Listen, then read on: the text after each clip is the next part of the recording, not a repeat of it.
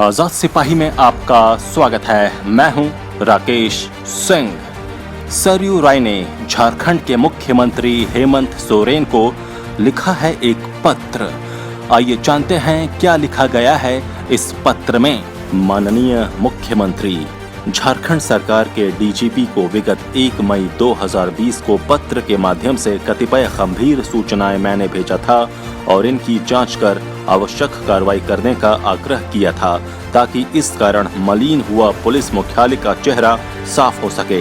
इस पत्र की प्रति आपके अवलोकनार्थ एवं आपके स्तर से आवश्यक कार्रवाई का निर्देश देने के अनुरोध के साथ भेज रहा हूं। मुझे उम्मीद है कि इस बारे में सरकार के पुलिस महकमा ने अब तक पर्याप्त सूचना संग्रह कर लिया होगा। इस बारे में आप एक एसआईटी गठित करें। सरकार में शीर्ष पद पर आसीन व्यक्ति अथवा व्यक्ति समूह के निर्देश के बिना ऐसे कुकृत्य को अंजाम देने की हिम्मत किसी वरीय पुलिस पदाधिकारी की नहीं होगी। इस प्रकार ये मामला केवल विशेष शाखा के किसी मनबढ़ू अधिकारी तक ही सीमित नहीं रहेगा। तत्कालीन डीजीपी, गृह सचिव, भवन निर्माण विभाग के सचिव और गृह विभाग और भवन निर्माण विभाग के तत्कालीन माननीय मंत्री को भी इसकी जानकारी अवश्य होगी। अगर इन उच्च पदाधिकारियों की जानकारी के बिना ऐसा हुआ होगा तो ये शीर्ष स्तर पर पुलिस महकमा की अराजकता का चिंताजनक उदाहरण है। ऐसी विकृत और विद्रूप कार्य संस्कृति को बदलना और इसके लिए जिम्मेदार व्यक्तियों को दंडित करना राज्य हित और जनहित में जरूरी है। इस मामले में एसआईटी गठित होना और प्राथमिकी दर्ज कर अनुसंधान की कार्रवाई करना निहायत आवश्यक प्रतीत हो रहा है। इसकी अपेक्षा आपसे है, इसलिए आपसे लिखित अनुरोध कर रहा हूँ। धन्यवाद। सरयू राय ने हेमंत सोरेन को इस पत्र के साथ एक और पत्र की प्रति अटैच की है, जो उन्होंने डीजीपी को 1 मई 2020 को लिखी थी। इस पत्र में लिखा गया है, महाशय, विगत 3 वर्षों में मैंने कई बार महसूस किया है कि झारखंड पुलिस की विशेष शाखा द्वारा मेरी गतिविधियों पर नजर रखी जा रही है।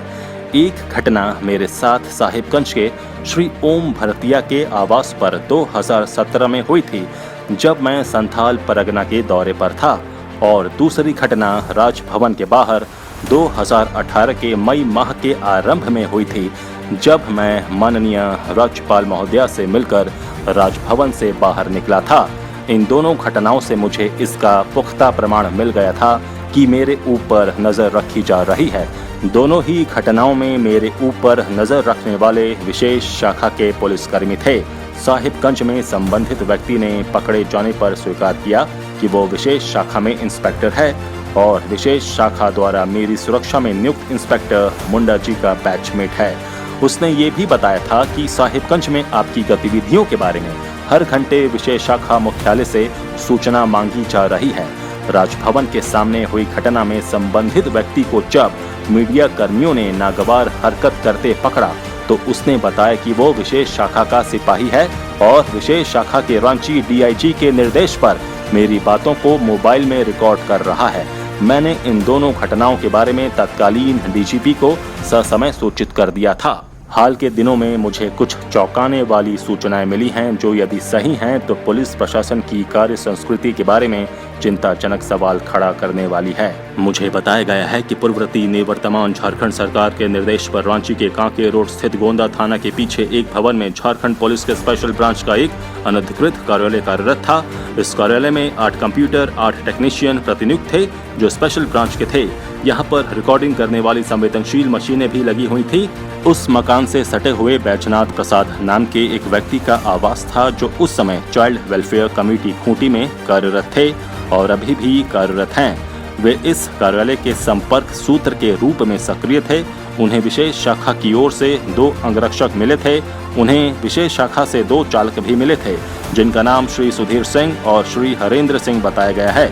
उस कार्यालय में विशेष शाखा के डीएसपी स्तर के 3 अधिकारी भी प्रतिनियुक्त थे, जिनका नाम श्री दीपक शर्मा, श्री के शर्मा और श्री अनिल कुमार सिंह बताया गया है।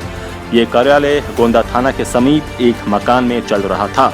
श्री बैजनाथ प्रसाद भी उसी के बगल वाले मकान या फ्लैट में रहते थे। इस अनधिकृत कार्यालय से विभिन्न राजनीतिक नेताओं की गतिविधियों पर नजर रखी जाती थी, उनका फोन सुना जाता था। इसी प्रकार की एक व्यवस्था सीआईडी मुख्यालय में भी की गई थी, जिसके लिए स्पेशल ब्रांच के 15 पुलिसकर्मी भी वहां प्रतिनियुक्त थे। सीआईडी कार्यालय में चल रहा यह सिस्टम तो हाल ही में बंद कर दिया गया है। विशेष शाखा का अनधिकृत कार्यालय भी संभवतः निष्क्रिय है। आप सहमत होंगे कि यदि उपयुक्त सूचनाएं सही हैं तो ऐसी गतिविधि नागरिकों की निजी स्वतंत्रता एवं पुलिस प्रशासन के वैधानिक आचरण के प्रतिकूल है। ये संसदीय लोकतंत्र के अधीन गठित एक शक्ति संपन्न संस्थान की कार्य संस्कृति के वैधानिक क्रियाकलाप के विरुद्ध भी है। अनुरोध है कि उपयुक्त विवरण की जांच कराएं। यदि ये सूचना सही नहीं होगी तो मुझे अत्यंत प्रसन्नता होगी, परंतु यदि ये सूचना जांचोपरांत सही पाई गई तो पुलिस प्रशासन का ऐसा अवैधानिक आचरण लोक कल्याणकारी शासन प्रणाली के लिए गंभीर चिंता का विषय होगा। धन्यवाद। भवदीय सरयू राय।